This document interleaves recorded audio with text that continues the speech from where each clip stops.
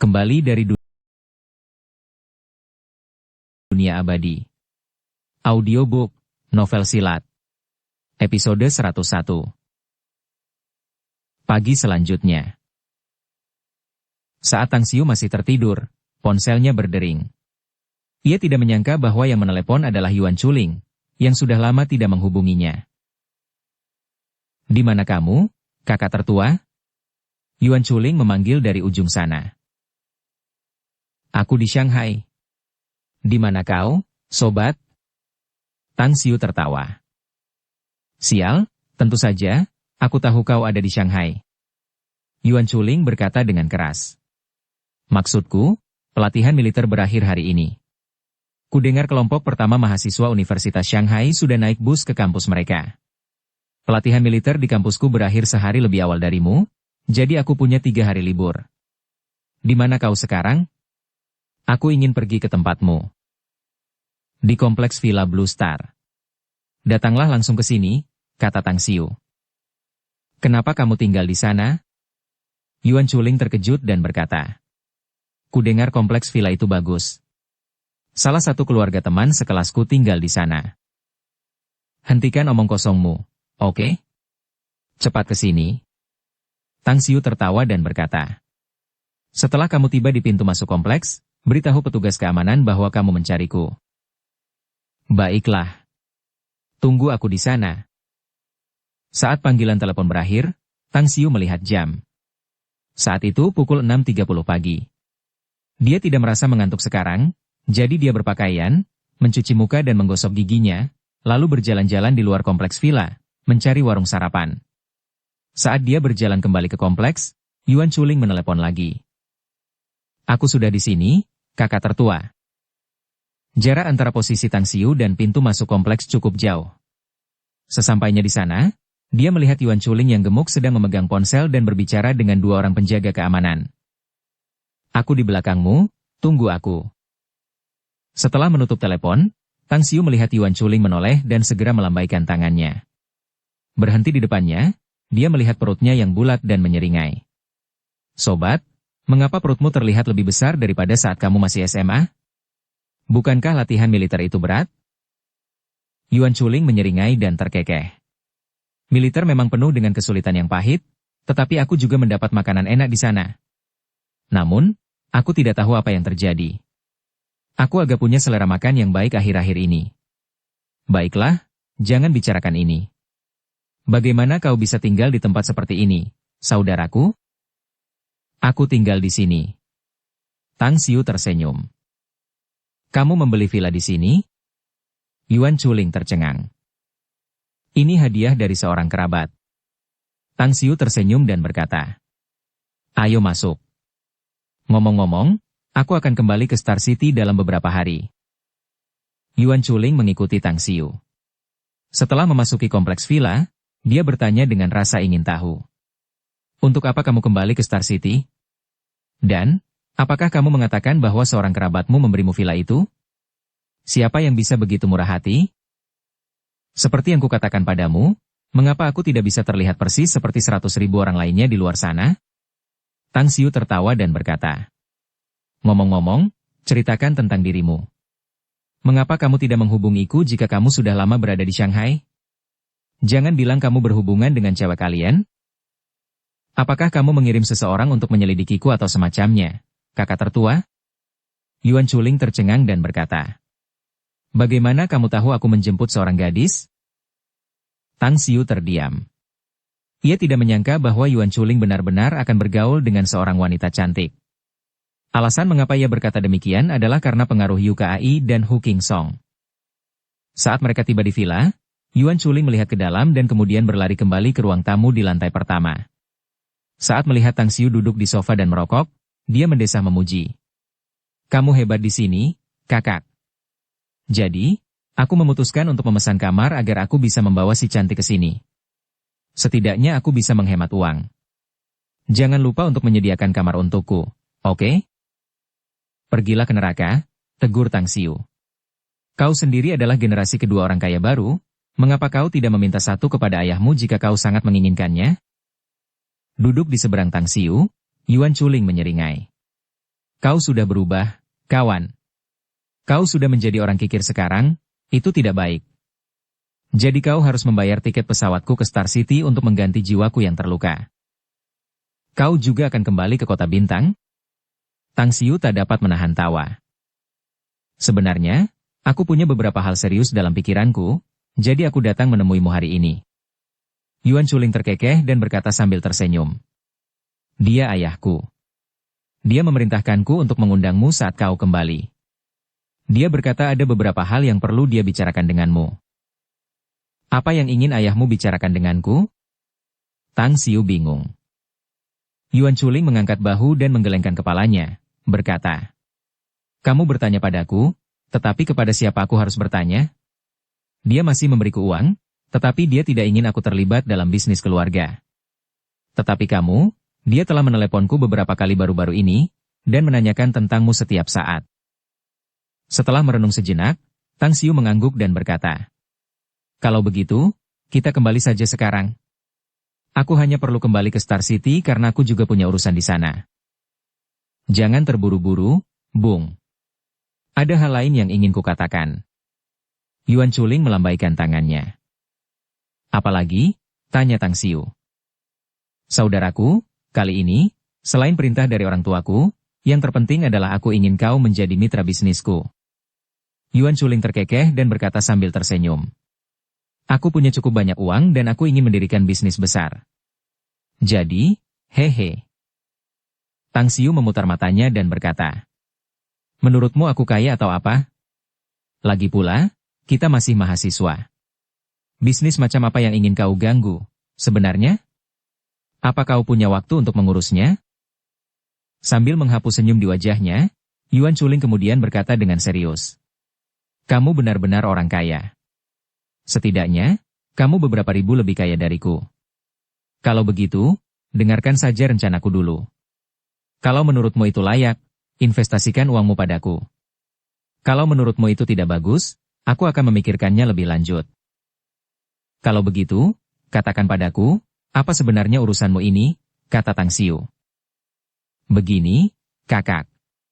Setelah ke Shanghai, aku jadi lebih suka hidup di dunia anggur dan wanita. Lalu, tanpa sengaja aku menemukan sesuatu untuk pertama kalinya. Kakak juga tahu, kehidupan di kota metropolitan sekarang ini sangat cepat. Banyak pekerja kantoran yang bekerja setiap hari setelah bangun tidur. Setelah itu, mereka menghabiskan waktu di dunia malam, sehingga mereka berada di garis batas antara sehat dan sakit. Jadi, aku berpikir untuk membuka pusat kebugaran yang besar di Shanghai. Bab 420, Bos adalah lelakiku. Pusat kebugaran? Alis Tang Xiu sedikit berkerut saat dia mulai berpikir. Ide Yuan Chuling memang bagus, karena bisa menghasilkan banyak uang jika pusat kebugarannya berjalan dengan baik. Apakah Anda sudah melakukan riset pasar? Ya. Yuan Chuling mengangguk dan berkata dengan serius. Saya menginvestasikan lebih dari 10.000 yuan untuk penelitian ini. Saya meminta 20 mahasiswa dari kampus saya untuk berkeliling selama 3 hari dan menyurvei mahasiswa, pekerja kerah putih, wira swasta, dan segmen pasar lainnya. Dengan demikian, saya memperoleh beberapa ribu laporan survei dari banyak kelompok segmen. Menurut laporan tersebut, 82% dari mereka memiliki kondisi kesehatan yang kurang baik, 12% memiliki kartu kebugaran dan sering berolahraga di pusat kebugaran, sementara 64% dari mereka memiliki niat untuk pergi ke pusat kebugaran. Mendengarkan Yuan Chuling dengan tenang, Tang Xiu mengangguk dalam diam. Meskipun demikian, dia tidak seoptimis Yuan Chuling. Agar pusat kebugaran meraup untung, diperlukan banyak aspek dan elemen manajemen bisnis. Sebenarnya, mendirikan pusat kebugaran adalah langkah awal yang baik. Asal punya uang, bisa menyewa tempat, menyediakan peralatan kebugaran lengkap dan dekorasi yang mewah, serta merekrut instruktur kebugaran yang andal. Dengan demikian, Anda bisa memulai bisnis dengan mudah. Namun, kuncinya adalah manajemen dan operasionalnya. Berbicara tentang pusat kebugaran, pasti banyak sekali pusat kebugaran dan pusat kebugaran di kota metropolitan seperti Shanghai. Pertanyaannya, bagaimana Anda bisa lebih baik dari yang lain dan keuntungan seperti apa yang bisa Anda berikan? Filosofi bisnis saya sangat sederhana, Anda bahkan dapat menggambarkannya sebagai sesuatu yang kuno dan gila. Yuan Chuling menyeringai dan berkata, ini agak bermutu tinggi dengan ambang batas yang rendah. Bagi pusat kebugaran lainnya, kebugaran adalah olahraga, yaitu berolahraga dan melakukan latihan fisik. Namun, yang ada dalam pikiran saya berbeda. Saya menganggapnya sebagai permainan, bermain dengan pola-pola baru sehingga orang-orang dapat bersenang-senang sambil berolahraga. Terus terang. Tang Xiu terkejut. Sambil mengusap dagunya, Yuan Chuling lalu terkekeh dan berkata sambil tersenyum. Saudaraku, berbicara tentang belajar dan berbisnis, aku akui bahwa aku tidak sebaik dirimu. Namun dalam hal bermain dan bermain, kamu sama sekali tidak bisa mengejarku. Izinkan aku memberitahu beberapa contoh. Sekarang ada banyak pusat perbelanjaan, apakah kamu punya waktu untuk bergerak melakukan semua kegiatan? Kamu juga bisa melakukan kegiatan tersebut di pusat kebugaran. Selain itu, kami juga bisa membuat program kebugaran yang menyediakan bonus dan hadiah. Selain itu, memiliki instruktur yang cantik juga akan menjadi pilihan yang baik, sementara pada kenyataannya, agak sulit untuk mencoba mencari mitra pelatihan yang cocok untuk mereka dalam bidang profesi yang sama. Belum lagi ada banyak bujangan dan gadis lajang yang sudah cukup umur untuk menikah di kota metropolitan. Jadi, kami juga bisa membuat program kencan buta. Dengan menekankan hal ini, kami dapat meningkatkan interaksi antar anggota dan menggunakannya sebagai acara perjodohan bulanan. Contoh lainnya adalah jika kita mendirikan klub anggota dan membuat program bakat olahraga, kita dapat bekerja sama dengan beberapa media dan membuat beberapa program TV. Selama kita bersedia menginvestasikan uang untuk ini, kita dapat menjadi semakin populer dan terkenal, sehingga pengaruh kita akan semakin besar. Sambil menyaksikan Yuan Chuling berbicara dengan penuh semangat dan percaya diri, Tang Xiu benar-benar menatapnya sambil memperhatikan keahliannya bermain.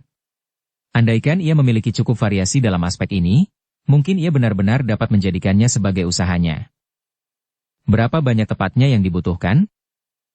Mendengar ini, mata Yuan Chuling berbinar dan dia langsung menjawab sambil mengangkat jarinya. Aku bisa mendapatkan 2 juta, tapi hanya itu yang kumiliki. Jika kamu bersedia berinvestasi padaku, aku akan segera mencari ayahku untuk meminjam beberapa juta lagi darinya. Jika kamu bisa berinvestasi 5 juta, aku yakin aku akan membakarnya. Maksudmu total investasinya sekitar 10 juta, ya? Tanya Tang Xiu. Benar sekali. Yuan Chuling mengangguk. Baiklah, kalau begitu aku akan berinvestasi 15 juta. Tang Xiu berpikir sejenak, lalu berkata perlahan. Dan aku akan mengambil 60% saham. Investasimu sebesar 5 juta akan dihitung sebagai 40% saham. Setelah pusat kebugaran didirikan, aku tidak akan ikut campur atau campur tangan dalam bisnis ini. Namun, aku akan menempatkan seseorang di Departemen Keuangan. Bagaimana menurutmu? Yuan Chuling menepuk pahanya sambil mengangguk dan berkata, tidak masalah. Kita sudah sepakat. Berikan aku nomor rekening bankmu, aku akan mentransfer uangnya kepadamu sekarang, kata Tang Xiu. Begitu lugasnya? Yuan Chuling menatap kosong, heran. Aku tidak suka melakukan hal-hal yang asal-asalan, kau tahu itu. Tang Xiu tertawa dan berkata, jika kau mengelola pusat kebugaran dengan baik, maka aku akan menunggu untuk mendapatkan uang. Jika kau menderita kerugian finansial, maka anggap saja itu sebagai kerugian. Kakak, kamu benar-benar kaya dan mengesankan. Yuan Chuling mengacungkan ibu jarinya dan memuji. Baiklah. Aku akan memberimu nomor rekeningku sekarang. Beberapa menit kemudian, Tang Xiu telah mentransfer uang ke rekening Yuan Chuling. Ia kemudian berdiri dan berkata sambil tersenyum. Baiklah, bagaimana kalau kita berangkat sekarang? Kita harus mendaftar ke kampus besok, dan kelas-kelas akan dimulai secara resmi lusa. Kalau begitu, mari kita pulang lebih awal saja agar kita bisa cepat-cepat kembali juga. Dengan ekspresi puas dan puas, Yuan Chuling melompat berdiri, tubuhnya yang lembek bergetar dari kepala hingga kaki saat dia menyeringai. Ayo pergi. Pulang ke rumah. Kota Bintang. Kantor pusat Tangkorp yang megah, di dalam kantor manajer umum. Sambil membaca beberapa dokumen dengan tenang, kerutan dalam sesekali muncul di wajah Kang Xia yang sangat cantik, sementara terkadang senyum juga sesekali muncul. Di sofa di sudut kantor, Andi dengan malas bersarang di sana, bermain dengan ponselnya dan menguap dari waktu ke waktu. Andi, kalau kamu punya waktu, pergilah ke proyek kota baru dan lakukan pemantauan. Meskipun kita bisa mempercayai kekuatan yang bekerja sama dengan kita, tapi bagaimanapun juga, ini adalah proyek bernilai puluhan miliar. Kalau kita punya masalah keuangan atau masalah lain, kita juga akan menderita kerugian yang sangat besar. Kang Siu mendongak dan berbicara kepada Andi, yang masih memainkan ponselnya di sofa. Tidak perlu khawatir, bos, jawab Andi tanpa mengangkat kepalanya. Kang Xia menggelengkan kepalanya dan meletakkan dokumen-dokumen itu. Kemudian, dia tersenyum dan bertanya. Andi, mengapa akhir-akhir ini kamu begitu lesu? Kudengar bos muda grup Simao mengejarmu seperti orang gila. Bagaimana? Apakah kamu sudah menjawabnya atau semacamnya? Sambil mencibirkan bibirnya, Andi mendengus. Bos, Chen Xian itu memang sedikit berbakat dan tampan. Tapi di mataku, tidak ada yang sebaik bos kita. Dia ingin aku menjadi pacarnya? Dia harus mengendalikan dirinya lagi dan berkultivasi selama beberapa dekade lagi. Tanpa ragu, Kang Xia menjawab. Benar, tidak ada yang lebih baik dari bos kita. Namun, bos kita hanya satu orang, dan aku pasti akan membuatnya jatuh di bawah rokku. Menyerahlah, gadis. Andi berguling dan berdiri, meletakkan tangannya di pinggul, lalu berkata. Bos, meskipun Anda atasan langsung saya, Anda bukan penguasa perasaan saya. Tuhan menciptakan saya menyukai bos, maka dialah orangnya. Jika Anda ingin bercinta dengan saya, maka saya akan senang untuk melawan Anda. Pef, haha. Kang Xia tidak bisa menahan tawa. Tidak puas, Andi melanjutkan. Bos, aku serius memberitahumu. Pria hebat seperti bos tidak akan hanya memiliki satu wanita. Kau juga tahu bahwa Tiongkok dulunya adalah negara monarki, bukan? Kaisar memiliki 3 istana dan 6 istana, dengan 72 putri harem kaisar, jadi kupikir bos kita juga bisa memilikinya. Sedangkan aku tidak meminta untuk menjadi permaisuri, aku puas menjadi salah satu selir kekaisaran. Selir kekaisaran pantatku. Berhentilah banyak bicara, ya? Aku. Dering, dering, dering. Kang Xia terganggu oleh nada dering ponselnya. Andi membuat gerakan buang air besar melihat kecantikan Kang Xia yang dibedaki, kemudian dengan malas bersandar ke sofa sambil dia meneruskan permainannya dengan telepon genggamnya. Adapun Kang Xia, dia mengambil ponselnya dan melihat nomor ID penelepon. Matanya berbinar saat dia berdiri dan berkata, Bos, apakah Anda mencari saya? Kang Xia, aku akan kembali ke Star City sekitar tengah hari untuk mengurus beberapa hal. Aku akan mengadakan pesta perayaan perusahaan di Aula Makan Long. Suara Tang Xiu terdengar dari ponsel. Apakah Anda akan tiba siang ini, bos? Kang Xia yang terkejut pun bertanya. Bagus. Saya akan sampaikan instruksinya. Ngomong-ngomong, jam berapa tepatnya Anda akan tiba? Apakah Anda ingin saya menjemput Anda di bandara? Tidak perlu menjemputku. Tang Xiu terkekeh dan berkata. Aku harus kembali ke kota gerbang selatan dulu. Aku akan pergi ke perusahaan untuk menemuimu di sore hari. Baiklah, jawab Kang Xiu sambil tersenyum.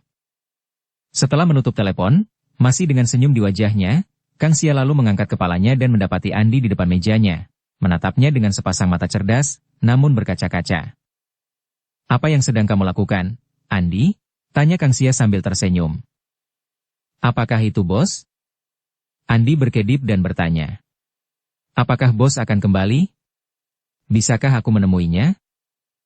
Ya, bos memberitahu saya lewat telepon bahwa dia akan kembali untuk mengadakan pesta perayaan untuk kita. Dia ingin kita pergi ke ruang makan Long untuk mengaturnya. Bagaimana? Kamu ingin memamerkan sesuatu di hadapan bos? Andi mendongak dengan ekspresi gembira, lalu bertanya dengan rasa ingin tahu. Tunjukkan apa? Masalah pesta perayaan malam ini adalah urusanmu. Jika kamu melakukannya dengan baik, bos pasti akan memperlakukanmu dengan berbeda. Kang Xia tersenyum. Andi mengepalkan tangannya dan berteriak. Saya jamin bos akan puas dan senang. Baiklah, saya akan pergi dan menyelesaikannya dengan baik. Pergilah, kata Kang Xia sambil tersenyum. Kota Gerbang Selatan. Di dalam Kingview Villa, Su Lingyun mengantuk dan mengantuk, sementara Tang Yunde sedang membaca setumpuk dokumen, terus-menerus mengerutkan kening. Saat itu hampir bulan Oktober, dan cuaca masih agak panas, dengan butiran-butiran keringat tebal muncul di dahinya. Ayah. Sosok Tang Xiu muncul di hadapan Tang Yunde saat dia memanggil dengan suara rendah. Tang Yunde tampak agak lesu dan hendak berbicara ketika menyadari bahwa putranya telah kembali. Namun, dia melihat Tang Xiu memberi isyarat kepadanya untuk tetap diam. Ke ruang belajarku. Tang Yunde tersenyum tipis dan mengikuti Tang Xiu. Di dalam ruang belajar. Setelah Tang Yunde dan Tang Xiu duduk, Tang Yunde bertanya sambil tersenyum. Kapan kamu kembali? Waktu sebelumnya kamu kembali, kamu pergi terburu-buru. Apa yang sebenarnya terjadi saat itu? Ada sesuatu dengan muridku, ayah. Aku akan menceritakannya nanti. Tang Xiu tersenyum dan berkata. Ngomong-ngomong, ada apa dengan ibu? Kenapa dia tidak pergi ke restoran hari ini? Dia baru saja kembali dari sana, kata Tang Yunde sambil tersenyum. Bagaimana perasaanmu? Tang Xiu tersenyum dan berkata. Kalian telah berpisah dengannya selama 20 tahun. Apakah kalian mulai terbiasa satu sama lain? Sejujurnya, awalnya aku agak ragu. Tang Yunde menyeringai dan berkata. Menurutku, ibumu telah menjadi wanita yang kuat. Dia sibuk di restoran setiap hari dan tidak pernah mendengarkan jika aku menyuruhnya beristirahat. Jika kamu punya waktu, katakan kepada ibumu bahwa, meskipun dia harus bekerja keras seperti seorang pecandu kerja, restoran itu tidak akan menghasilkan banyak uang. Ayah tidak tahu tentang ini. Tang Xiu terkekeh dan berkata. Dia menjadi gila kerja ketika kita mengalami hari-hari yang sulit. Dia gelisah dan tidak merasa aman untuk menyerahkan segala sesuatunya kepada orang lain. Biarkan saja dia, ayah. Lagi pula, bahkan dia tidak bisa menghasilkan uang sebanyak itu tidak masalah bagi keluarga kita. Tidak apa-apa asalkan dia bahagia. Bab 421. Seperti ayah, seperti anak. Rasa bersalah terpancar di mata Tang Yunde. Ia lalu mengangguk dan berkata, Aku tahu bahwa kamu dan ibumu telah banyak menderita selama tahun-tahun itu.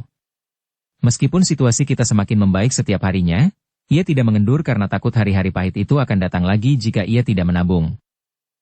Tang Xiu mengangguk dan tiba-tiba berkata, Ayah, apakah ayah sudah mempertimbangkan masalah yang kita bicarakan sebelumnya? Apa yang akan ayah lakukan sekarang? Saya telah memikirkan beberapa proyek baru-baru ini, tetapi saya belum memutuskan, kata Tang Yunde. Proyek apa? Salah satunya adalah bisnis perhotelan. Dengan semakin tingginya tingkat ekonomi Provinsi Shuangqing dan semakin mudahnya transportasi ke provinsi lain di Tiongkok, saya menyadari bahwa saya dapat menjalankan bisnis perhotelan. Hanya saja, akan sulit untuk memulainya dalam skala besar. Yang lainnya adalah bisnis real estate. Meskipun ada banyak pengembang real estate di negara ini, masalah perumahan masih menjadi prioritas utama mengingat populasi yang terus meningkat. Selain itu, ada juga bisnis distribusi barang, di mana belanja daring sangat marak saat ini. Bisnis retail juga cukup signifikan. Setelah merenung sejenak, Tang Xiu tiba-tiba berkata, Ayah, kurasa aku juga akan mendirikan bisnis perhotelan. Namun, kurasa berinvestasi dalam skala besar di bidang bisnis ini di Provinsi Shuangqing belum tentu bagus. Sebaiknya kau perhatikan beberapa kota dengan aspek pariwisata yang sangat maju, seperti kota-kota pesisir. Mata Tang Yunde berbinar saat dia menepuk pahanya dan berkata, Kau benar, nak. Dengan meningkatnya taraf hidup dan maraknya industri pariwisata, membangun hotel di dekat tempat wisata tentu saja bagus. Bagaimana dengan dua pilihan lainnya? Bagaimana menurutmu?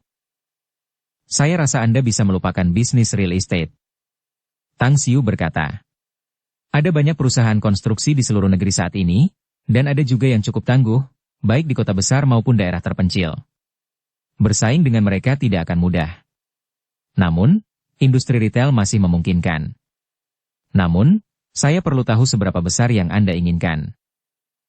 Saya bisa mendapatkan 2 miliar, kata Tang Yunde. Setelah merenung sejenak, Tang Xiu tersenyum dan berkata, Mari kita bangun bisnis perhotelan terlebih dahulu, lalu berinvestasi di bisnis retail. Hanya ada beberapa perusahaan retail besar di negara ini. Jadi, jika Anda dapat mendirikan perusahaan retail besar, dan kita dapat membuka semua jenis jalur logistik, kita mungkin bisa mendapatkan keuntungan besar darinya. Apa pendapatmu tentang bekerja sama dengan orang lain? Tanya Tang Yunde. Dengan siapa? Tang Xiu bertanya balik. Dengan perusahaan logistik besar, seperti menyuntikkan sejumlah dana dan menjadi pemegang saham, kata Tang Yunde.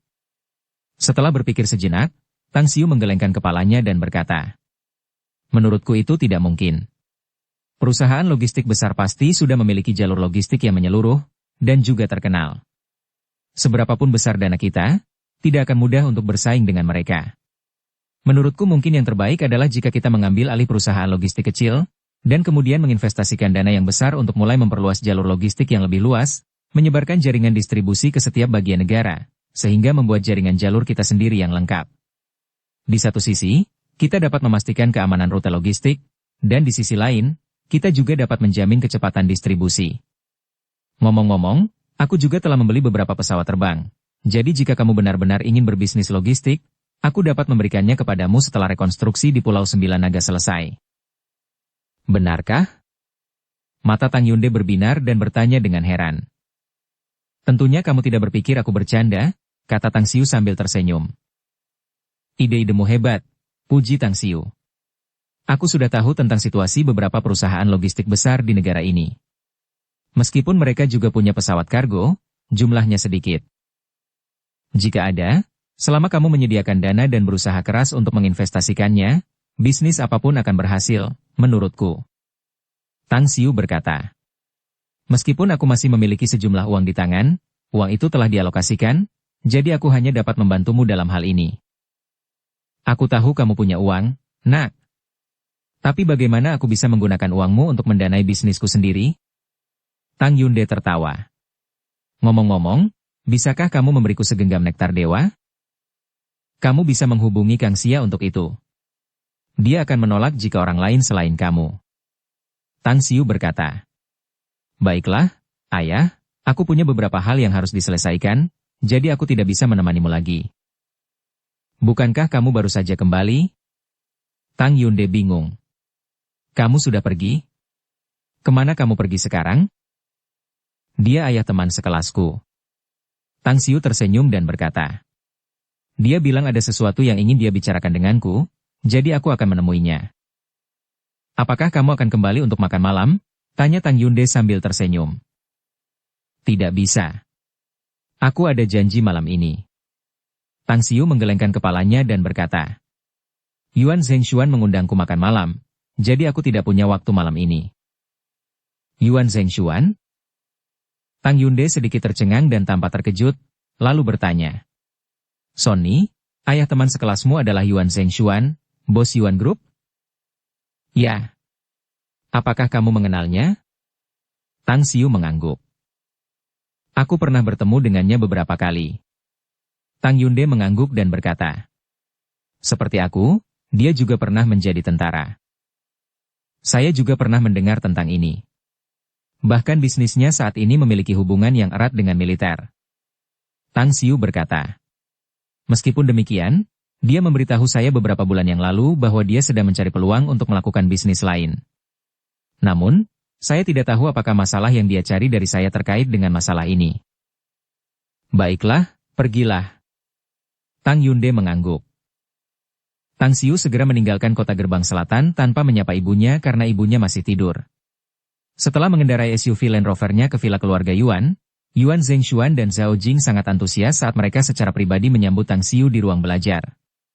Di dalam, Yuan Zhengshuan dengan antusias berkata, Tang Xiu, Magnificent Tang Corp milikmu menjadi semakin makmur dan berkembang.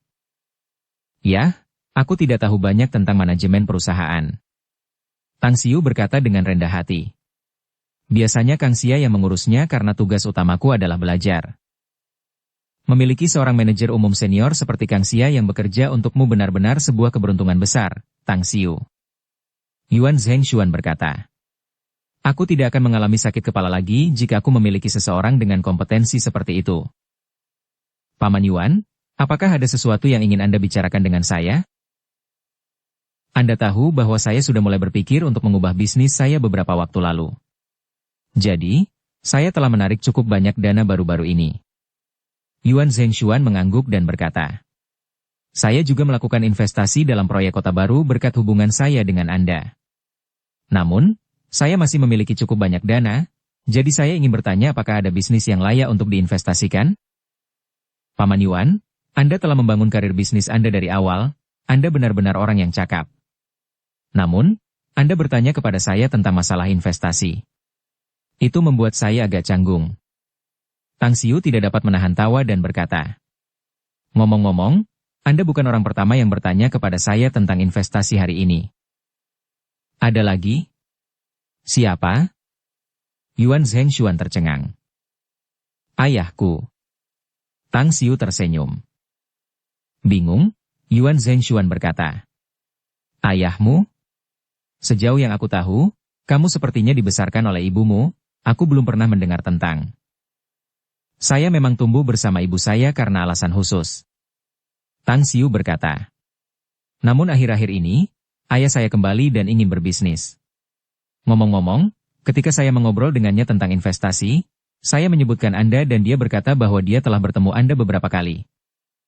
"Siapa ayahmu?" Yuan Zhengshuan terkejut. "Tang Yunde," kata Tang Xiu. "Tang Yunde?" Nama itu memberikan kesan yang familiar bagi Yuan Zhengshuan, tetapi dia tidak ingat di mana dia pernah mendengarnya. Ketika dia melihat wajah Tang Xiu, dia menyadari sesuatu. Wajah Tang Xiu mengingatkannya pada seseorang. Karena mengingatnya, dia tiba-tiba berdiri dan bertanya dengan tidak percaya. "Ayahmu adalah Tang Yunde? Mantan raja prajurit di ketentaraan? Dan salah satu keluarga Tang di Beijing?" "Ya." Tang Xiu tertawa. Bibir Yuan Zhengshuan berkedut beberapa kali. Tampak sangat gembira, ia bergumam. "Kakak Tang masih hidup? Aku bertemu dengannya 20 tahun yang lalu. Dan semangat kepahlawanannya tak terlupakan bagiku." "Tang Xiu, di mana ayahmu sekarang? Bolehkah aku bertemu dengannya untuk minum beberapa gelas anggur?" "Dia ada di kota gerbang selatan, Paman Yuan." Tang Xiu berkata sambil tersenyum. "Kamu bisa pergi ke sana langsung jika kamu ingin menemuinya. Aku akan mengunjunginya malam ini." Yuan Zhengshuan mengangguk berulang kali dan berkata, "Kau mungkin tidak menyadarinya, Tang Xiu. Namun, ayahmu dulunya adalah kebanggaan semua prajurit. Ia adalah sosok yang dikagumi banyak prajurit. Jika bukan karena apa yang terjadi tahun itu, aku berani mengatakan ia akan menjadi seorang jenderal dan seseorang yang memiliki otoritas besar di ketentaraan." Tang Xiu hanya tersenyum tipis dan tidak menjawab. Ini benar-benar tidak terduga. Yuan Zhengshuan menghela napas lagi. "Tidak, aku tidak pernah menduganya. Ternyata kau benar-benar putranya. Tidak heran kau memiliki kemampuan seperti itu meskipun usiamu masih muda. Seorang ayah harimau memang tidak akan melahirkan seorang anak anjing. Seperti ayah, seperti anak. Baiklah, sebaiknya kita tidak usah membahas hal ini lagi, Paman Yuan." Tang Xiu melambaikan tangannya dan berkata, "Jika tujuanmu datang ke sini kali ini hanya untuk menanyakan masalah investasi, aku khawatir aku tidak bisa membantumu." "Kau pasti bisa." Sebuah kilatan melintas di mata Yuan Zhengshuan saat ia berkata, "Aku percaya kau bisa membantuku dalam hal ini." "Bagaimana bisa?" Tang Xiu tercengang. "Bukankah kamu baru saja mengatakannya? Ayahmu juga ingin berbisnis?" Yuan Zhengshuan berkata sambil tersenyum. "Aku ingin mendirikan bisnis, jadi jika kita berdua bekerja sama. Entah kalian berdua akhirnya akan bekerja sama atau tidak, aku tidak akan ikut campur. Kalau ada apa-apa, kau bisa bicara langsung dengannya, tapi jangan libatkan aku." Tang Xiu tersenyum dan berkata, "Ngomong-ngomong, Paman Yuan. Yuan Chuling ingin membuka pusat kebugaran di Shanghai. Dia sudah memberitahumu tentang itu, kurasa? Sebagai ayahnya, apakah kau akan mendukungnya? Dia mendapat dukungan darimu, jadi bagaimana mungkin aku tidak?" Yuan Zhengshuan tertawa dan berkata, "Little Ling telah memberitahuku tentang semua yang kalian berdua bicarakan. Jadi aku juga memutuskan untuk memberinya 10 juta sebagai uang muka. Bahkan jika dia kehilangan semua uang itu, aku tidak peduli. Aku akan tetap mendukungnya selama dia bisa belajar beberapa keterampilan darinya." Itu seperti yang baru saja dikatakan Paman Yuan, seorang ayah harimau tidak akan melahirkan anak anjing. Tang Xiu mengacungkan jempol dan memujinya. "Seperti ayah, seperti anak. Jangan khawatir, Paman Yuan. Aku akan membantumu menjaganya dan pusat kebugaran. Selama dia tidak sengaja membuat masalah, aku yakin tidak akan ada masalah. Itu pasti bagus. Yuan Zhengshuan mengangguk puas. Sebenarnya kata-kata inilah yang Yuan Zhengshuan tunggu dari Tang Xiu. Dukung channel Novel Silat dengan subscribe, follow, like, komen dan share. Bab 422, Anak-anak Tunawisma. Meninggalkan villa keluarga Yuan, Tang Xiu kemudian mengendarai mobilnya ke markas Magnificent Tang Corp. Dalam perjalanan ke sana, dia tersenyum kecut setelah Ban Shou meneleponnya. Pria itu dan gengnya telah menunggunya di Shanghai selama beberapa hari. Setelah melihatnya begitu sibuk, mereka segera kembali ke Star City. Baru hari ini Ban Shou menghubunginya lagi.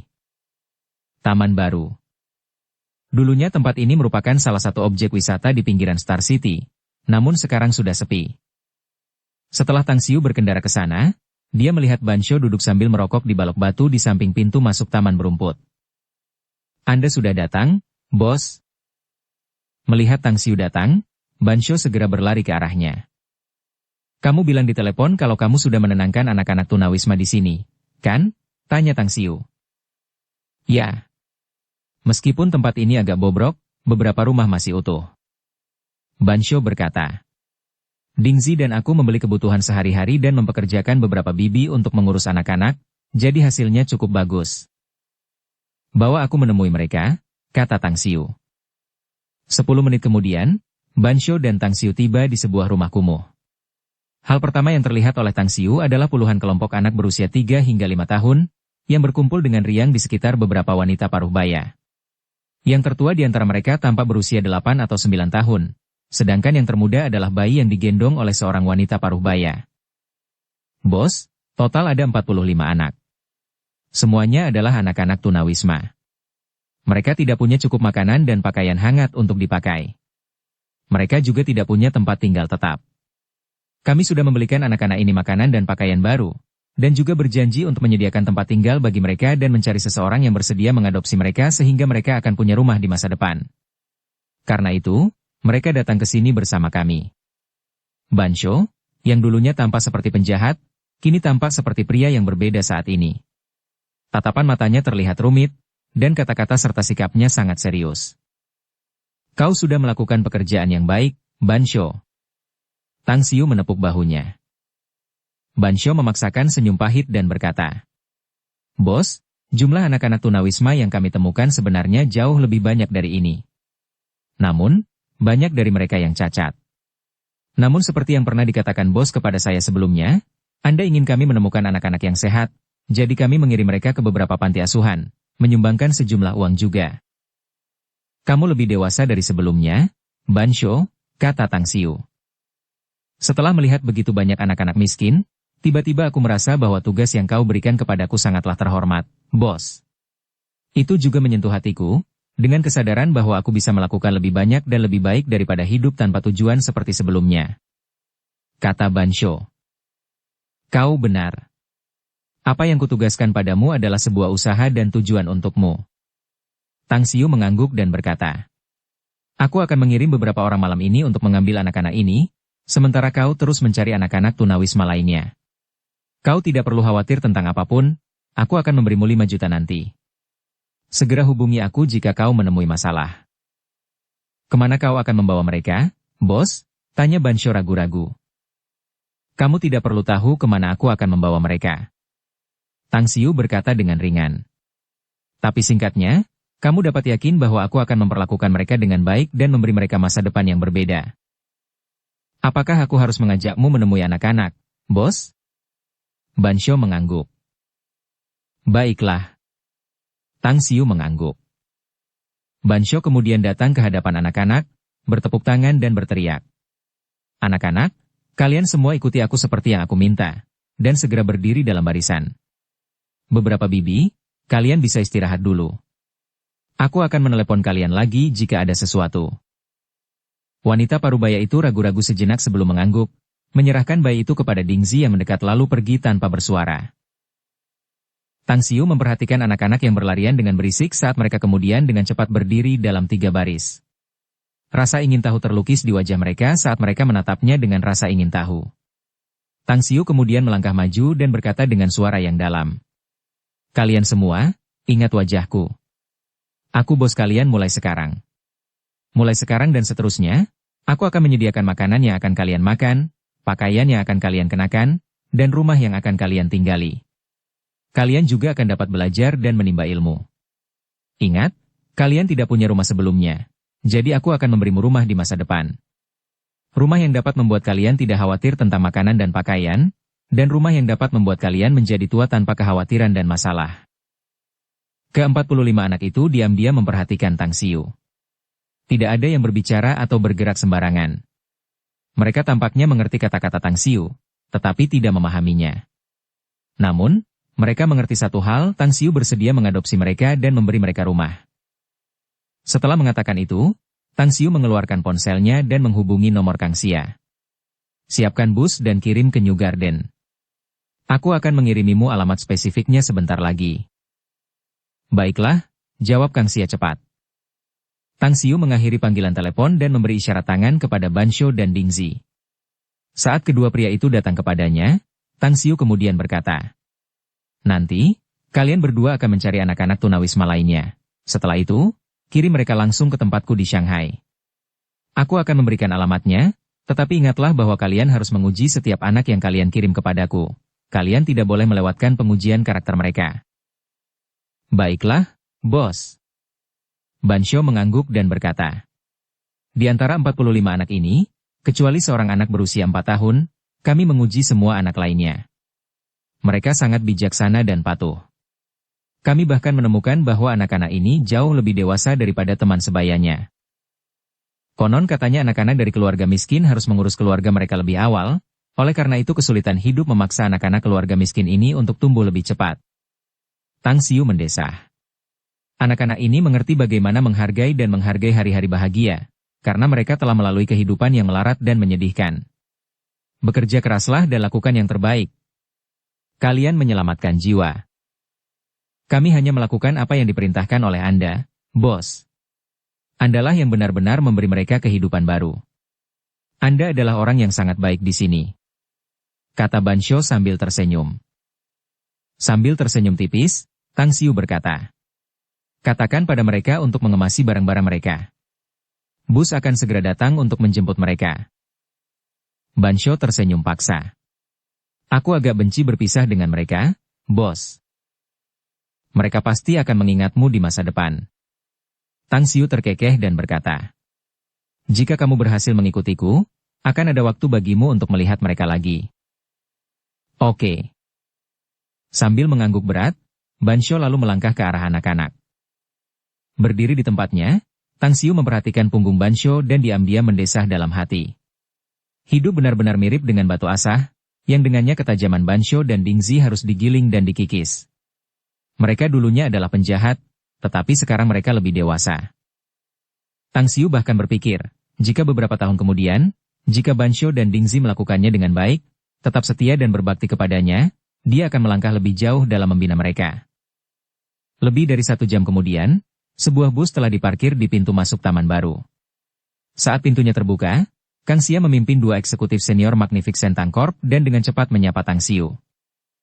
Sudah sampai, bos. Di hadapan orang luar, Kang Xia tidak memperlihatkan keintiman apapun terhadap Tang Xiu dan mempertahankan ekspresi penuh hormat di wajahnya yang tanpa cacat.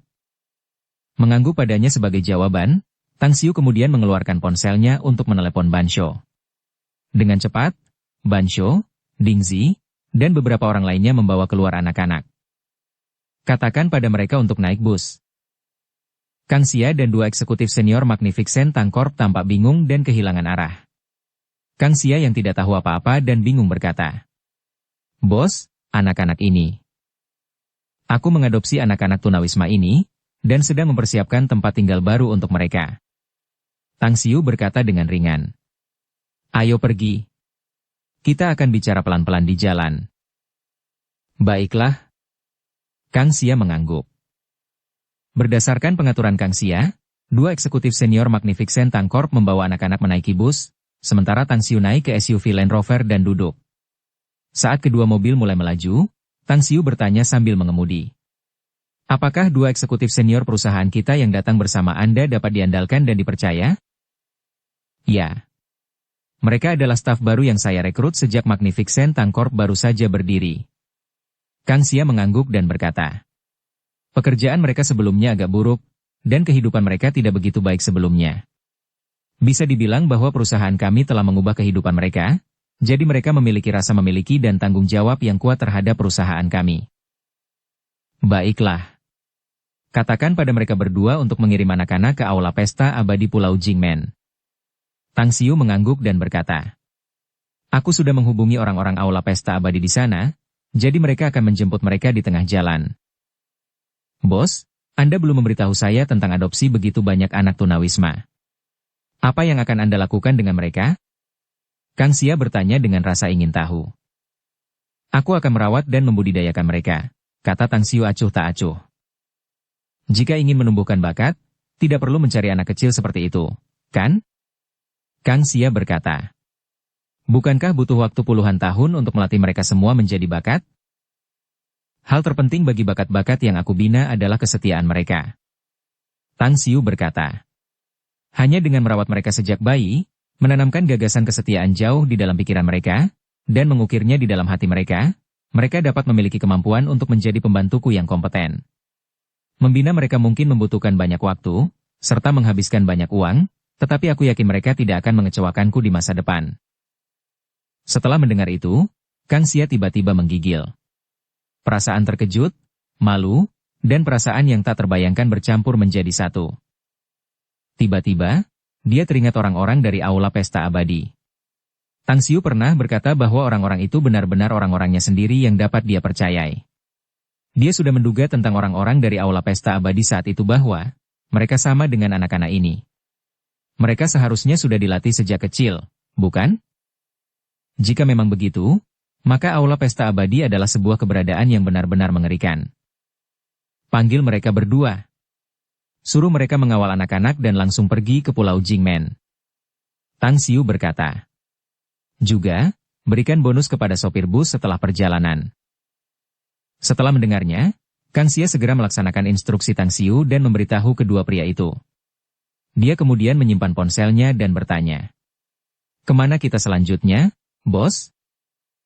Berikan aku detail kontak mereka berdua, aku akan mengirimkannya ke orang-orang di aula pesta abadi. Tang Xiu berkata sambil tersenyum. Sedangkan untuk kami akan langsung pergi ke perusahaan kami dan menghadiri pesta perayaan malam ini. Bos, Anda bermaksud menghadiri pesta dengan mengenakan pakaian seperti ini? Mendengar mereka akan pergi ke pesta malam ini, senyum menawan langsung muncul di wajah Kang Xia. Bab 423, pakaianlah yang membuat seorang pria. Star City, Fortune Plaza. Senyum masam yang dipaksakan tersungging di wajah Tang Xiu saat Kang Xia menyeretnya ke gerbang Fortune Plaza. Petugas keamanan dan pengunjung yang lewat menatap mereka dengan pandangan aneh saat mereka tiba di bagian pakaian di lantai 4. Kang Xia, pakaianku sudah cukup bagus. Lagi pula, ini hanya jamuan malam, tidak perlu repot-repot. Tang Xiu memaksakan senyum. Bos, malam ini adalah pertama kalinya Anda tampil di depan para eksekutif perusahaan, oleh karena itu, citra keseluruhan sangatlah penting. Kang Xia berkata sambil tersenyum. Orang mungkin tidak mengatakannya, tetapi pakaianlah yang membuat seseorang menjadi pria. Meskipun Anda memiliki paras yang rupawan, pakaian yang Anda kenakan ini terlalu lusuh, tidak mungkin Anda dapat memancarkan cahaya Anda dengan pakaian seperti itu. Aku bukan seorang bintang, mengapa aku harus memancarkan cahaya? Kata Tang Xiu dengan enggan. Untuk membuat semua eksekutif perusahaan terkesan, tentu saja Anda perlu memancarkan cahaya yang cemerlang.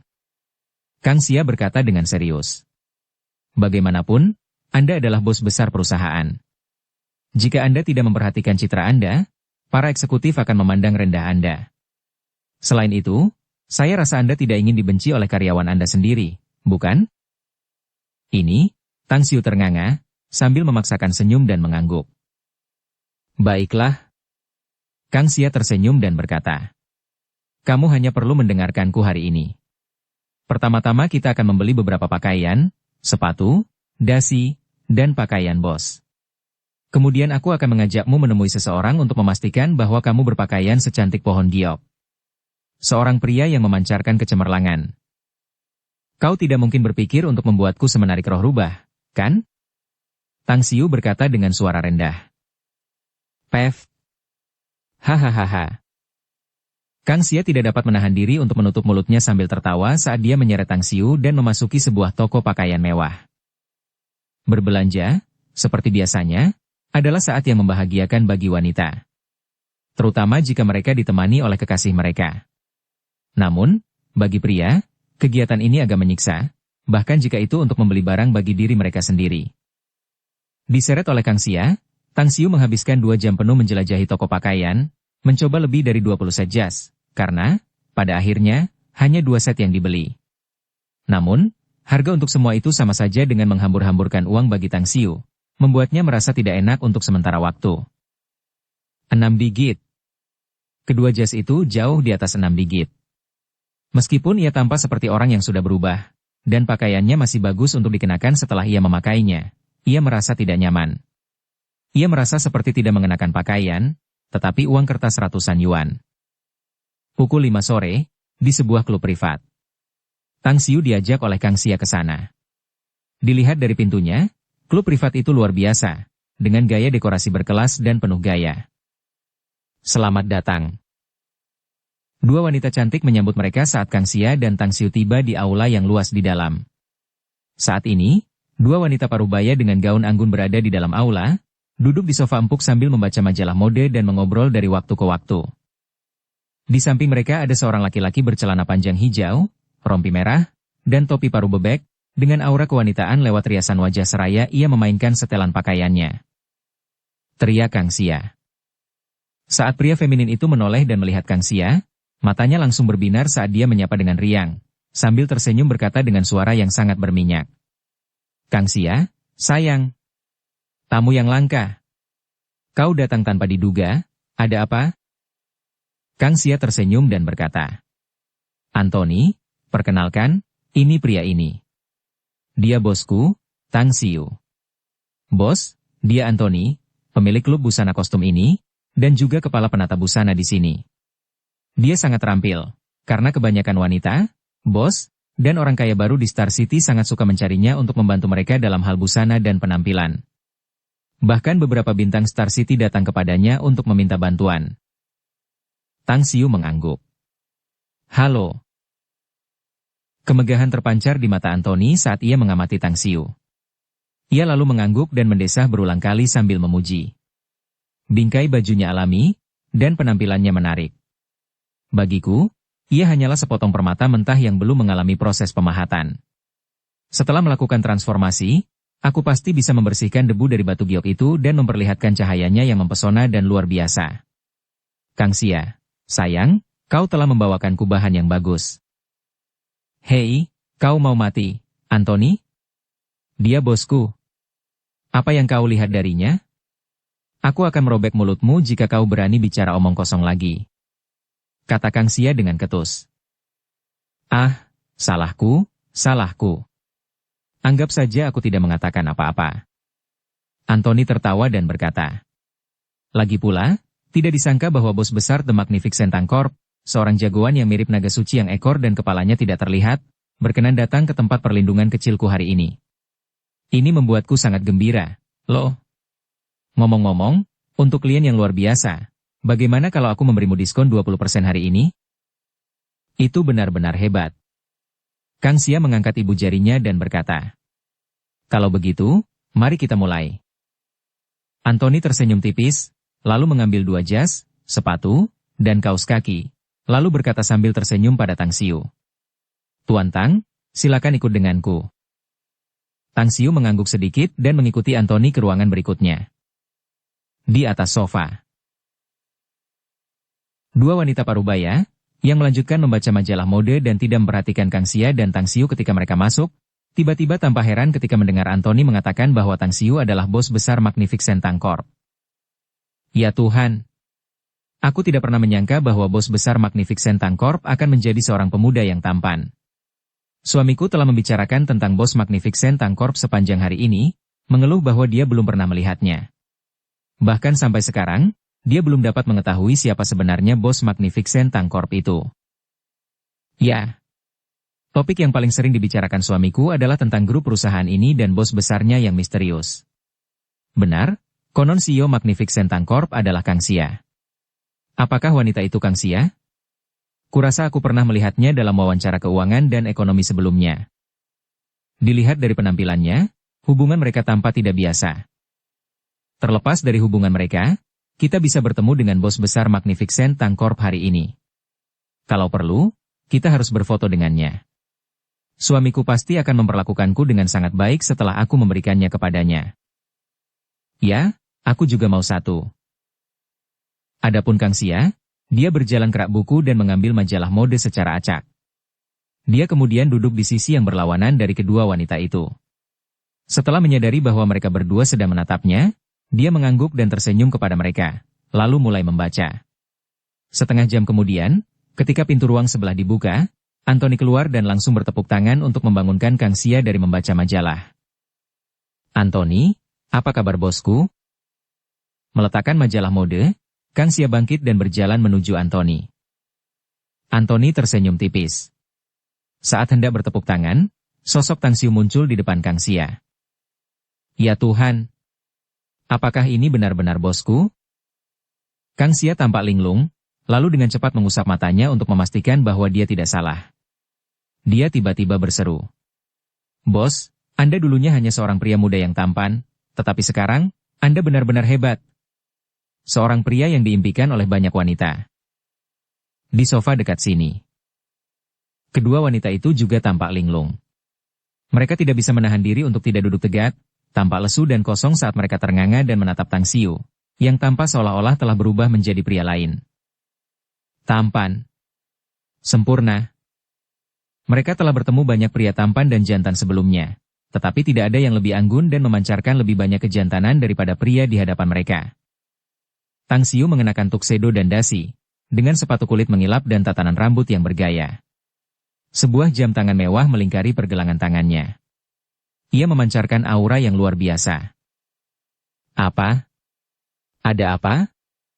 Tang Xiu menatap pakaiannya dan bertanya dengan heran. Tidak, hanya saja, ya, terlalu mempesona. Kang Xia menggelengkan kepalanya dan bergumam. Bos, jika kamu menjadi bintang, semua gadis di dunia pasti akan terpesona olehmu. Benar-benar lelucon besar. Tang Xiu tidak dapat menahan tawa dan berkata, jika aku memiliki kemampuan itu, beberapa wanita kaya akan menjadikanku kekasih rahasia mereka. Aku akan mengambil dan menjagamu. Saat suara Tang Xiu berakhir, tak lama kemudian, wanita yang matanya berbinar berkata dengan keras. Tampan, aku akan menghabiskan seluruh tabunganku untuk menjagamu. Pev. Hahaha. Hahaha. Kang Xia dan Anthony tidak dapat menahan tawa. Tang Xiu bingung apakah harus menangis atau tertawa saat melihat wanita itu. Dia lalu menggelengkan kepalanya dan berkata, Kakak, kau bercanda. Aku tidak terbiasa ditopang oleh orang lain. Setelah mengatakan itu, dia meraih tangan Kang Xiu dan menuju ke pintu masuk. Baru kemudian dia melepaskan tangan Kang Xia dan berkata, Kau melakukannya dengan sengaja, bukan? Demi Tuhan, aku tidak melakukannya. Kang Xia menyeringai dan berkata, Tapi, hahaha. Bos, apakah kau melihat mata kedua kakak perempuan tadi? Apa warna mata mereka? Hijau. Mata mereka dipenuhi warna hijau. Sekarang, apakah kau menyadari betapa besar pesonamu? Aku tidak tahu. Tapi membayangkan orang-orang ingin menjadikanku kekasih muda rahasia mereka membuatku merinding. Tang Xiu berkata dengan cepat. Ayo cepat pergi. Aku ingin mencari tempat untuk berganti pakaian. Tidak, tidak, tidak. Kang Xia segera menarik Tang Xiu, menggelengkan kepalanya berulang kali. Tidak mudah bagiku untuk meminta Anthony membantumu mendesain gaya busanamu. Selain itu, kita akan membuat urusan mendesak ini sia-sia selama setengah sore jika kau mengganti pakaianmu. Benar, aku belum membayar Anthony. Tunggu aku di sini, bos. Baiklah, baiklah. Tang Xiu memaksakan senyum dan berkata, kalau begitu aku tidak akan berubah, oke? Bebaskan aku saja, ya? Baru sekarang Kang Xia melepaskan Tang Xiu, sambil berlari sambil tersenyum ke arah pintu depan. Tang Xiu hanya bisa tersenyum kecut sambil menggelengkan kepalanya. Dia kemudian berjalan ke bagian depan mobil, mengeluarkan sebatang rokok, menyalakannya, lalu mengembuskan 2 isapan dalam-dalam. Meskipun dia tampak tidak berdaya di permukaan, dia merasa agak bangga dan bahagia di dalam. Kalau dipikir-pikir dia bahkan bisa memikat seorang wanita parubaya. Itu berarti penampilannya tidak buruk, kan? Seperti biasa, pakaian memang bisa menunjukkan kepribadian seseorang. Pepatah ini benar adanya. Tang Xiu mengibaskan jasnya di bahu. Meskipun dia tidak terlihat berantakan dan tidak teratur sedikit pun, namun dia tetap memberikan tekanan. Beberapa menit kemudian, Kang Xia keluar dari gedung sambil tersenyum, saat dia segera bergegas menghampirinya dan berkata, "Bos, biarkan aku menyetir." Bersambung ke episode 102. Dukung kami dengan subscribe, follow, like, komen dan share. Terima kasih.